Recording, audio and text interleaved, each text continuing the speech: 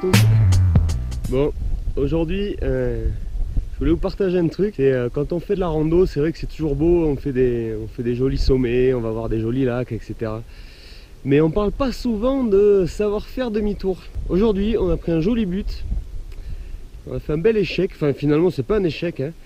Voilà, on était parti pour faire le pic de Sestrède. Et c'est une belle rando, il y a pas loin de 1600 mètres de dénivelé en tout. Hier on a été très gourmand aussi, on s'est fait une grosse rando avec pas loin de 2000 mètres. Bref, du coup on est parti un peu tard. Et puis on a mal évalué en fait la difficulté de l'itinéraire dans la mesure où on passe dans des énormes pierriers, comme vous pouvez voir juste en dessous. Il y a des grosses parties de pierriers et du coup la progression est très lente. Et donc on devait se rendre au niveau du col qui a tout à fait là-bas et puis remonter la crête à gauche pour aller faire un sommet qui est derrière cette pyramide. On s'est rendu compte qu'on est arrivé très tard au col et une fois sur la crête, très fatigué. Les jambes un peu lourdes et voilà, et le final est un peu aérien. On s'est posé la question, on s'est arrêté, on s'est dit bon mais qu'est-ce qu'on fait? On avait tous les deux très envie d'y aller, et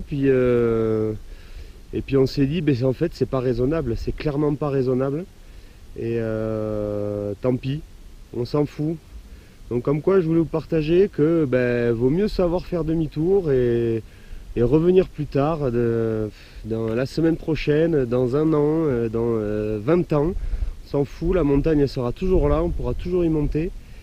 Mais au moins on restera entier, parce que si on avait été jusqu'au sommet, je pense que il y avait, c'est pas à la montée qu'on se blesse, c'est toujours à la descente quand on est très fatigué et quand on est dans des terrains compliqués comme ça. Alors, la morale de l'histoire, je pense que c'est si on va aller loin en montagne, il faut savoir faire demi-tour, et ça c'est très difficile parce que l'envie nous pousse à aller toujours plus loin, mais faites demi-tour et vous en serez que de meilleurs montagnards.